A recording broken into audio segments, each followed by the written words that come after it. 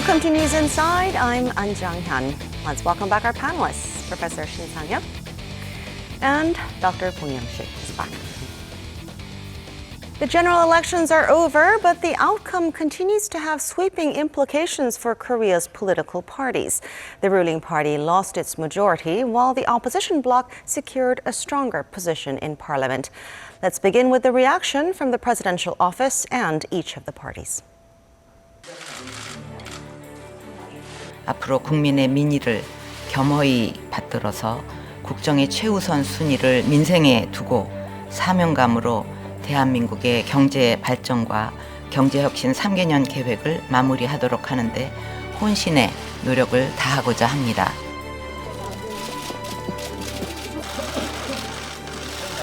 국민들 실생활에 필요한 법안들, 민생 법안들 가급적 많이 처리해서 민주의 의미를 얻었으면 좋겠습니다. 세월호 특별법에 대한 재개정 그리고 시행령에 대한 개정, 특별검사 임명을 위한 국회 의결. 양당제는 계속 반대만 하고 있지만은 한 명이 들어가게 되면 그런 것에 대한 조정이 필요하지 않겠냐 해서.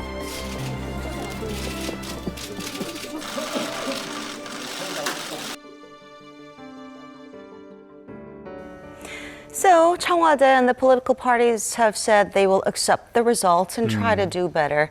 What do you expect the dynamic to be in the next National Assembly and within the parties themselves? Well, I think in the coming 4 years, I think the dialogue should be needed among the political parties. When you look at the outcomes of the election, the Saenuri Party got 122 seats, and the Minju Party of Korea got 123 seats, and the People's Party got the 38 seats, which means that any single political party failed to get a dominant position in the parliament. So the Changwade and the Saenuri Party will have some more difficulties in taking the initiatives in the policy negotiation procedure within the parliament, I think. Well, as for these parties individually, it looks like there's going to be quite a bit of competition for leadership and reform efforts within each party. Are we going to see more factional conflict? Right. I don't think any party is immune to factional conflicts in coming days, especially for Saenuri Party, who received a very unexpected but crushing defeat. It is for the first time in the past 16 years that the governing party has failed to win the most seat compared to other opposition parties. And for the opposition parties, they are not really immune to the potential factional conflicts either. Well, the Minju Party of Korea enjoyed a sounding victory, but at the same time, the victory made the position of the former leader of the party, Mr. Moon Jae-in, very awkward. So how to deal with Mr. Moon Jae-in's future will be a very controversial issue inside the opposition party. Plus, it lost in its stronghold of Korea's southwest. That's the point I'm going to explain. Right. It lost the traditional power base in Jeolla province, so somebody has to lead a change to gain back the support from the voters in the Jeolla province. And as for the People's Party, led by Dr. An Chul-soo, also enjoy a great victory, but at the same time, its power base turned out to be very confined to the Jeolla province. So that in order to become a truly national party, which will produce very competitive president candidate in the upcoming election, it has a lot of work to do. So all three parties are not immune to factional conflict for party reforms. Well, some say the People's Party was the ultimate winner of this election because it now holds the casting vote. As you explained earlier, the Saenuri Party or the Minju Party cannot pass bills on their own without the help of the People's Party now. How do you think this will work out? Yes, so when I look at the composition of the seats within the parliament, any single party can take the initiatives in reaching to an agreement about any issues among political parties. The Saenuri Party lost number one the position in the parliament, but they are ruling party. That means that they have some sense of responsibility to implement some policies in cooperation with 청와대.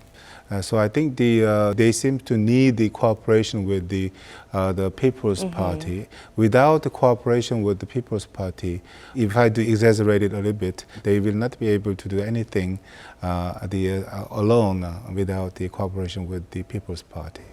That makes the People's Party enjoying very enviable position as a swing vote. But at the same time, if you play the card as a swing vote wrong, then it will undermine its party identity. It may be seen as an opportunistic and undisciplined political party. Well, the foreign press showed quite a bit of interest in the outcome of these general elections. The BBC in particular said that economic concerns such as youth unemployment and the high levels of household debt were the decisive factors and that North Korea was not a major issue. Is that a fair assessment, do you think? I think it's a fair assessment that North Korea was not the main issue that determines the outcome of the election. And it has been quite a long time since the so-called North Korean wind, 북풍, has been the main factor in determining the outcome of general elections. And people were more interested in casting their sentiment toward the 청와대 and the ruling party rather than just focus on the national security issues. It'll be very interesting how the National Assembly in general, not just political parties, will gain back people's trust in daily politics. That National Assembly truly represents a voice of people and truly capable of making things better for citizens. Each political parties will get closer to the people. They will make every effort to implement or reflect the people's thinking and wish.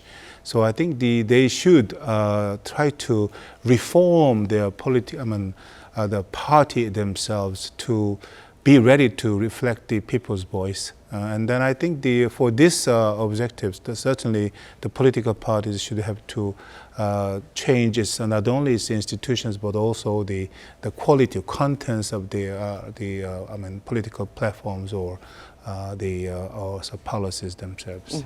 Let's see whether they learn their lessons through these elections. In the meantime, outside of Korea, a series of earthquakes occurred in different parts of the world this past week, causing widespread damage in countries like Japan and Ecuador, among others.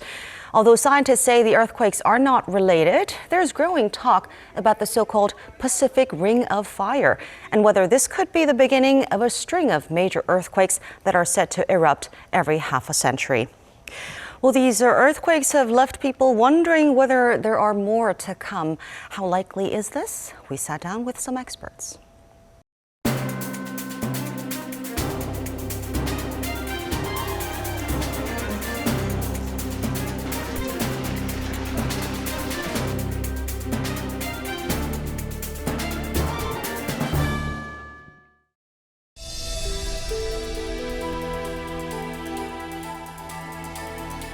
일본 구마모토 지진은 필리핀판이 유라시아판을 들어가면서 발생한 지진이고요.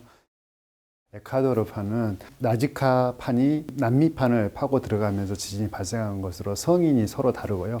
전혀 관련은 없지만 지구 전체로 봤을 때 판이 서로 모자이크 모양으로 이제 끼어 있기 때문에 어떤 판에서 어떤 영향이 만약에 사건이 벌어지면 다른 판에도 영향을 준다고 그래서 일종의 그 도미노 현상 이런 것이 일어난다고 생각하는 것을 배제할 수는 없죠.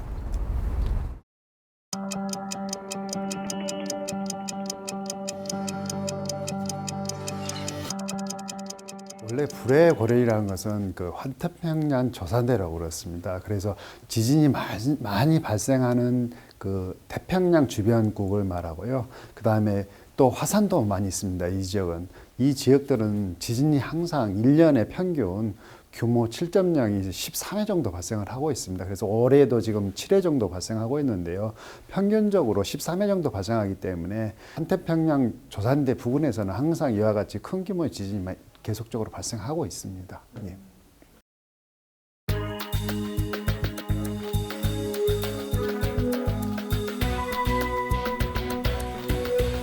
그것은 실제 그 대륙 이동설이 있습니다.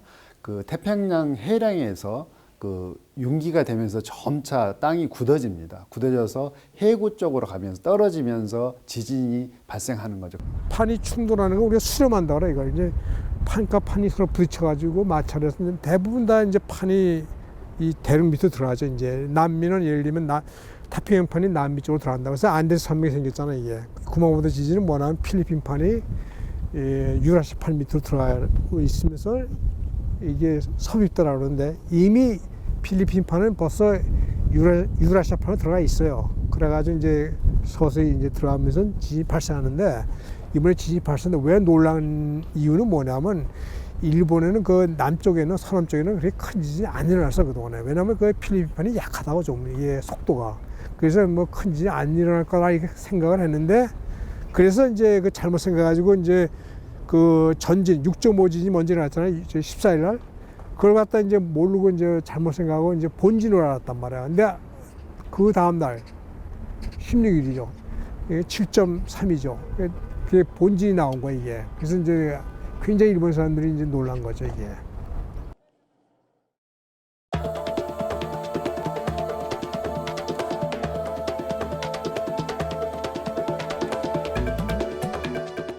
지진의 가능성은 이제 규모 5.0 이상은 6년에 한 번 정도 우리나라에서도 일어납니다. 규모 5.0은 어떤 거냐면 1978년에 홍성 지역에서 그 담장이 무너지거나 굴뚝이 무너지거나 집에 금이 가는 정도의 크기가 되겠습니다.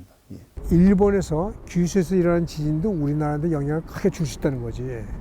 1985년도에 그 멕시코 시티에서 350km 떨어진 멕시코 해안에서 규모 8.0 지진이 나왔다고. 그런데 그 지진에 의해서 멕시코 시티가 완전히 초토화되고 인구가 10,000명의 희생자가 났다고. 물론 그 당시에 멕시코 시티는 매립 지역에 도시가 건설되기 때문에 지반은 약하고 확실해요. 근데 부산 지역하고 지금 저 구마모토 거기까지 거리가 300km 떨어졌거든. 근데 거기서 만약 8.0 지진이 일어난다면 부산, 울산 거기 말할 것도 없고 원자력 발전소가 있는 그 고리나 또는 월성 큰 피해를 준다 이것이.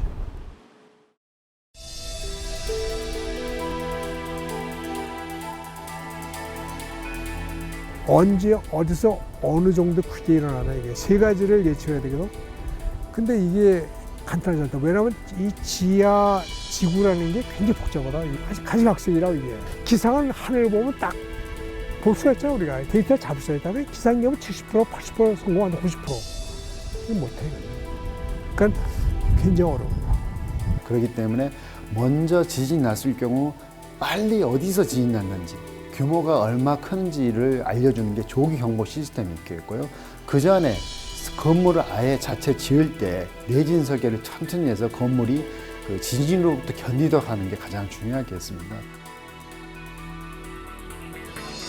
It's only natural that we ask these questions to experts because we want to know, because the damage and devastation seen in neighboring Japan have people in Korea on their toes as well.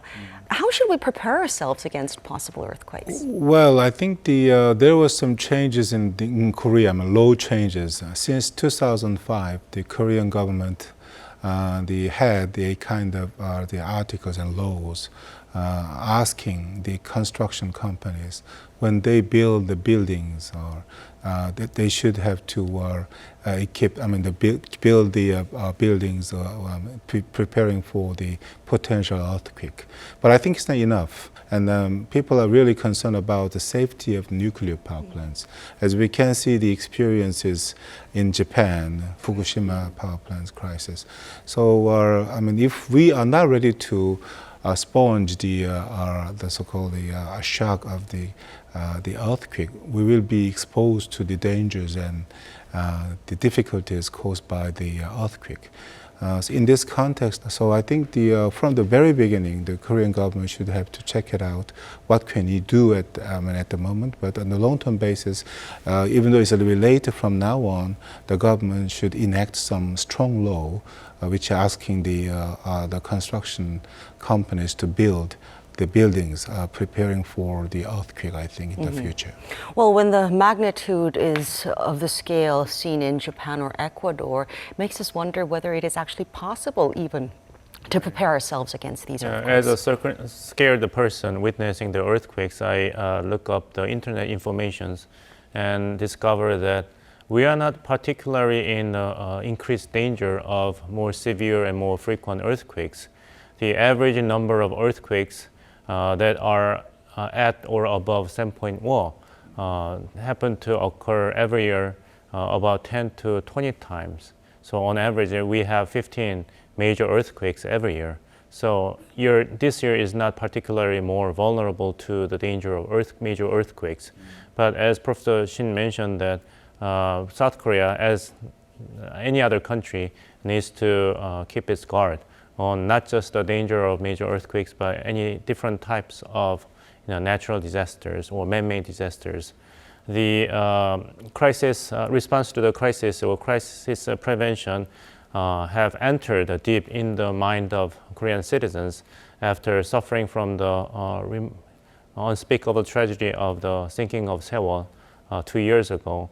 And it has been discovered that the North Korean cyber attack has been targeting the nuclear power plants in South Korea. So God forbids what kind of vulnerable targets are already left unprotected inside South Korea. So rather than just focus on danger of earthquake, but South Korean government needs to cast a very wide net of the crisis prevention and crisis response mechanisms in place. Well, we can't help but mention economic losses that occur as a result of earthquakes as well. In Ecuador, recovery is expected to cost billions of dollars, while in Japan, the automobile sector is projected to be among the hardest hit. In fact, we saw this factor weighing down heavily on Tokyo's stock market earlier. Well, as you pointed out, the auto industry in Japan will be the number one victim of these earthquakes. And because that most of the industries in the region, the industries producing the components of the autos. So according to the report, the Toyota stopped the assembling the cars because of lack of supply of the components. And then along with the auto industry, the IT industry also will be another victim of this earthquake, because along with the auto component industries and IT component industry, the main industries in the region. So because of same reasons, IT, the industry in the region, stop producing the components. Particularly, IT industry will have very long difficulties. Long time difficulties, because to produce the IT component, it requires very, very fine and precision manufacturing. So the assembly line was twisted because of the earthquake. So according to report, it will take a long time to fix it, fix the assembly lines over there. So I think along with the auto industry, IT industry will be another victim of the earthquake, I think.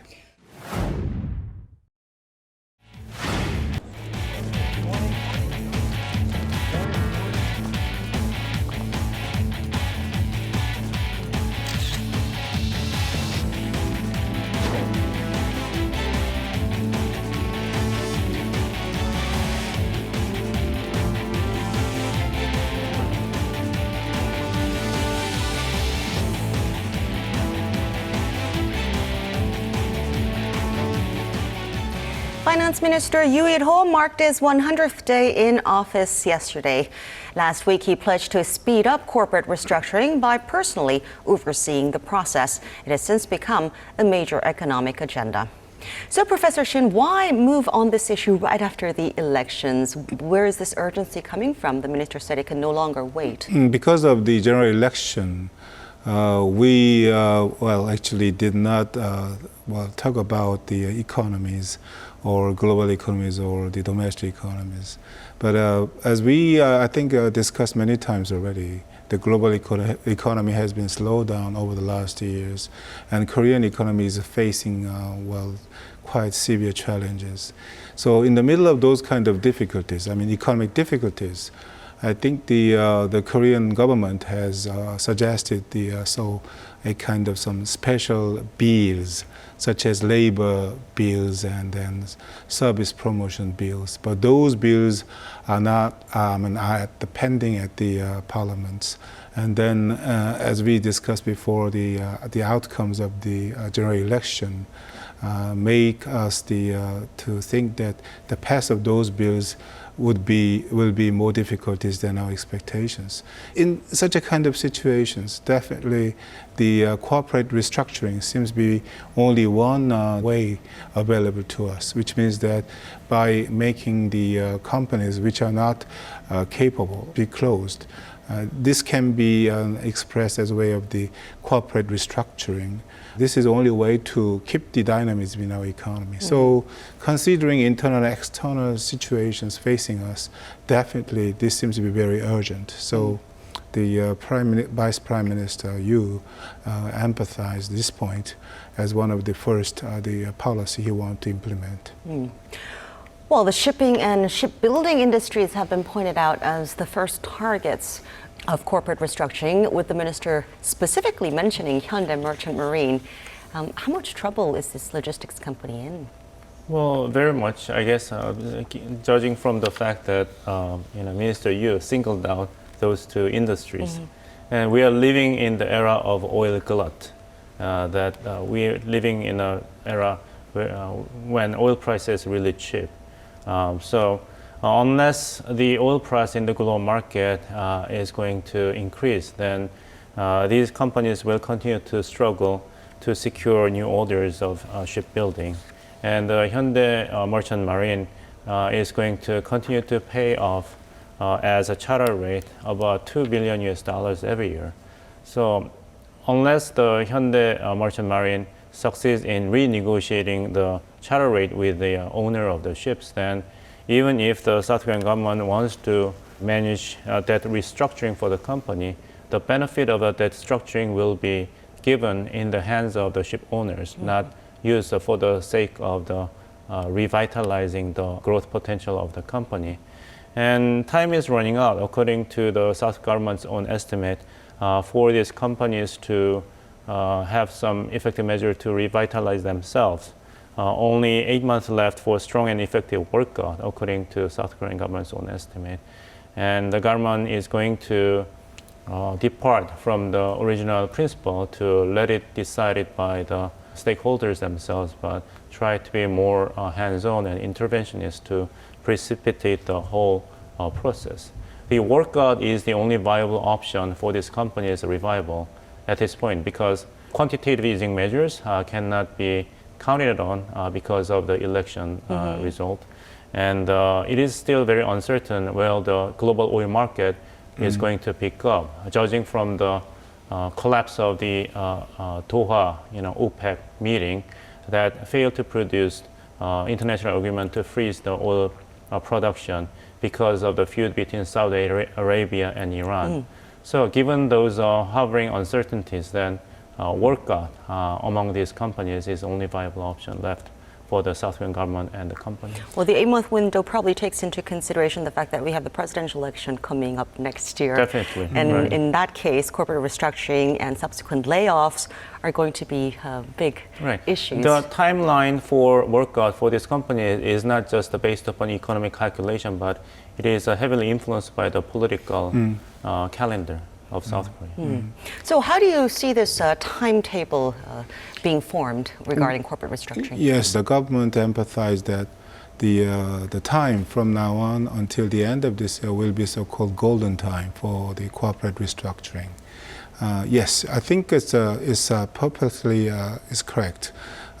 Because that on the top of the unstable oil prices in the global market, the slowdown of Chinese economy seems to be the burdensome on the Korean economy.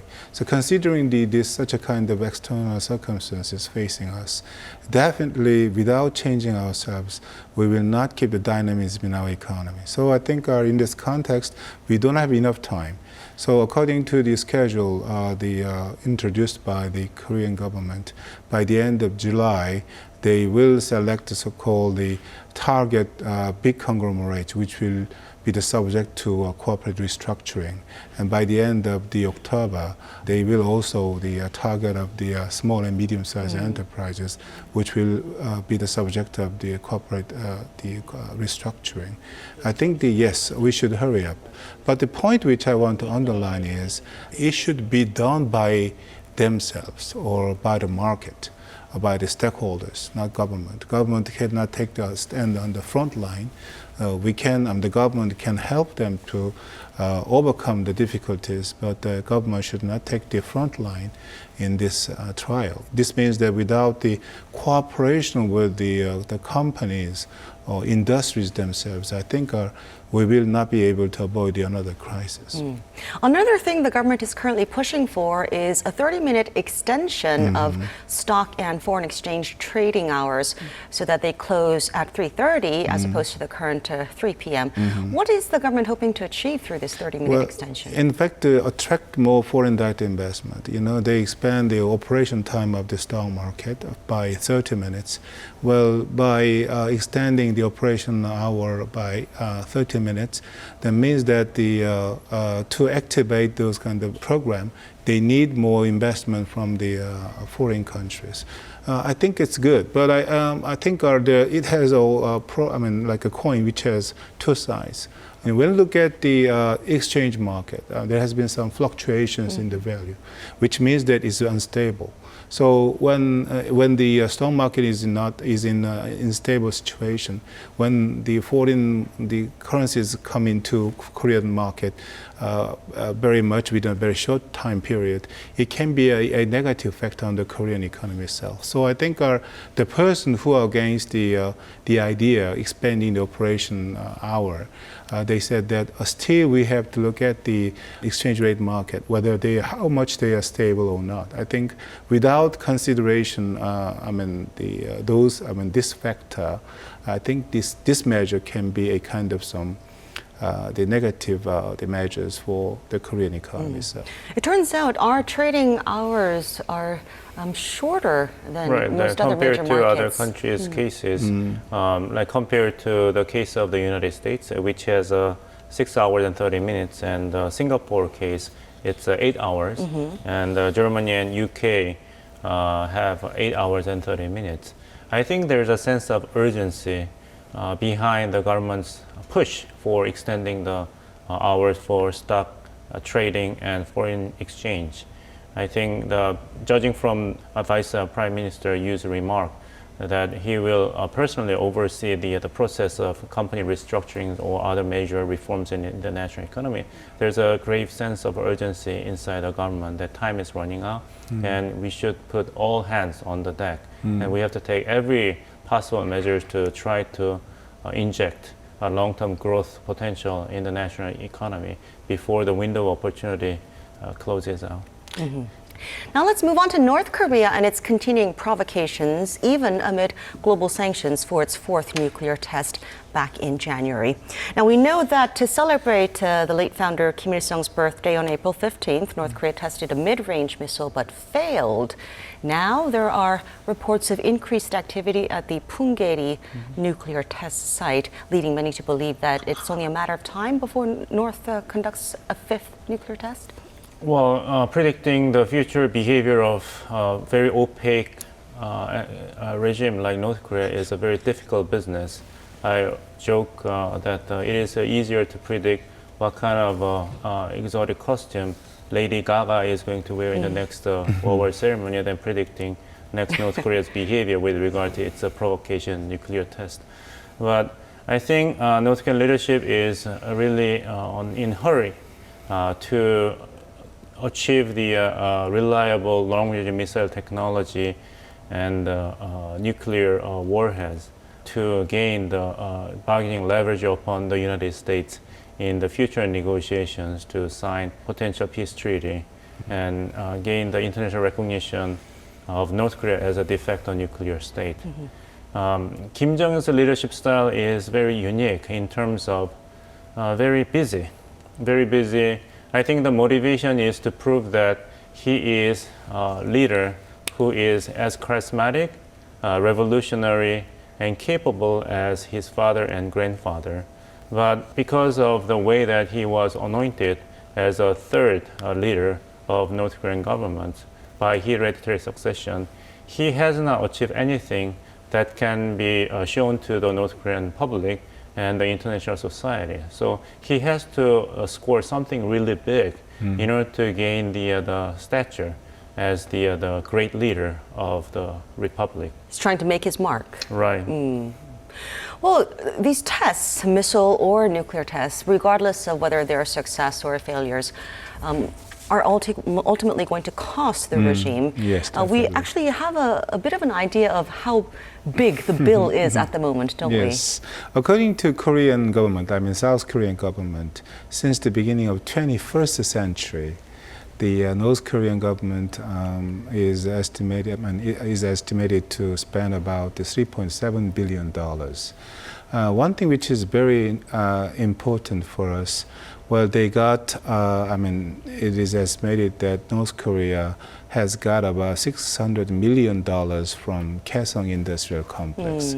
I think they got some money from various ways, particularly even after many Western countries imposed economic sanctions against North Korea.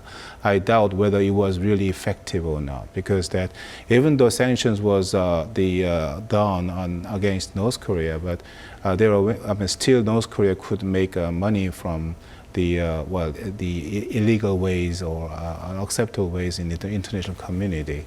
And particularly since 2012, when Eunha, the Samho was launch of that Eunha Samho ended in failure, then particularly North Korean government has committed to develop the new technologies needed for the launch of the new missiles, long-range missiles. They spent about 0.85 the $1 billion, which is also very huge money. I think when you look at the money needed for the food for North Korean people per year, that is about the 20 or 30 million dollar per year. Considering this amount of money, definitely they spend too much money for the military purposes. Missiles and the nuclear weapon development program. I think it's not good. And recently, there was that mass defection of North Korean restaurant workers from China. North, of course, claims that they were kidnapped by the South and is threatening to retaliate unless they're repatriated. But can events like this further provoke Pyongyang? It can, but at the same time, we have to be cautious not to make any unfounded or exaggerated analysis of this event. We do not know whether this is an event that is largely isolated from the effect of economic sanctions imposed on North Korea after its fourth nuclear test. You mentioned it's a mass defection, but we had several similar cases in the past that can be qualified as massive defection in terms of the sheer number of defectors. But the interesting point is that the defection of 13 employees of the North Korean restaurant in China is the first case after the economic sanction had been imposed on North Korea. So we do not have enough amount of time to verify whether there is an actual correlation between the pain created by the economic sanctions on North Korean leadership and its people and the change of behavior inside North Korea, or the certain instability or opposition to the leadership in North Korea. We need still more time to see whether this is actually the beginning of the new trend or still an isolated event. And second point is that we have to aware of what is called the secondary causation problem. The defection of North Koreans may be a very important an event and huge blow to the North Korean leadership, but they do not make important cause of future of North Korean leadership. It's more like syndromes rather than causes of instability of North Korea or the North Korean leadership becoming weak. So we do not want to be confused with cause and the effect by looking at this effect.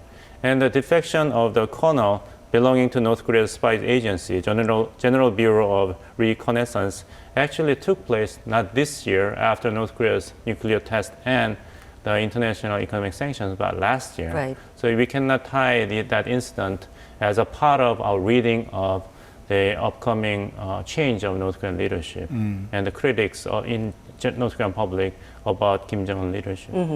But when elites are starting to escape North Korea, yes, it may be the beginning of an exodus, it may not. But what could be their motivation? Why would they be fleeing North Korea when they could have a comfortable life? I think it's clear.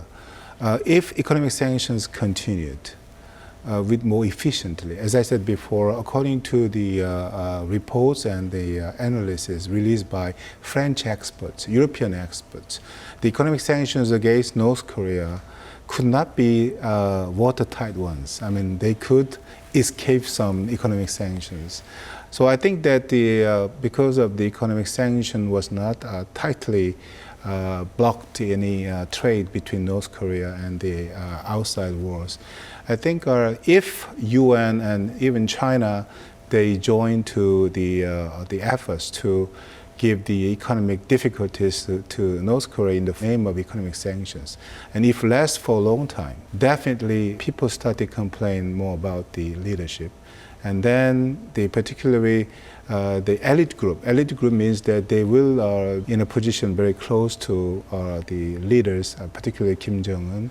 And the economic situation getting worse and worse, then leadership will ask them to do more, to make more money than before. Then there will be the potential conflicts between the leader and then so-called elite groups. Then I think that maybe more people could have, seek for the way to avoid the responsibility which will be asked by the leader Kim Jong-un in North Korea. Well, analysis aside, the mass escape of these North Korean restaurant workers did attract a lot of media attention from both home and abroad, except in China. But there are Chinese scholars who say that Beijing is unlikely to come to the aid of Pyongyang in the event of a conflict or war. How should we interpret the relations between the two? I think China wants to serve multiple purposes by alluding to this possibility. One is to try to restrain the Kim Jong-un leadership from the alleged fifth, nuclear test. That if we continue to remain reckless, then we will withdraw our support or life aid for your national security. That's kind of a warning sign thrown to Kim Jong-un regime. And second is to test the willpower and the resolve of South Korea in juggling the deployment of U.S. THAAD system in Korean Peninsula and the proposal made by China about negotiation for signing the peace treaty. So China needs to, I think, be in the right balance between the two Koreas to maximize its leverage. Well, we have to wrap up our discussion. Any last words before we go? I'd like to end with a quote by quoting John F. Kennedy, who said that victory has 1,000 fathers, but defeat is an orphan. I think we can draw two messages from this Kennedy quote. One is regarding Saenuri Party, who suffer big defeat in the general election. There will be intensive bickering and blaming going around inside the party because nobody wants to own the blame for the defeat. And second message that we can draw from this quote is that it is time for everybody in South Korea, the government, companies, and citizens to gather effort and thoughts to revive the national economy because without collective effort, then there will be no victory in terms of economic recovery. I thought your second explanation would have something to do with North Korea, with North Korea being an orphan that nobody wants to own, but my guess was wrong. Professor Shin? I want to talk about the earthquake in Japan. I had a chance to see a picture crying babies in her mother's arm. Yes, I hope they return to the normal life as soon as possible. Well, thank you two very much for sharing your thoughts and insights with us today. Thank you. That is all for this edition of News Inside. Thanks for watching. We'll be back with more next week.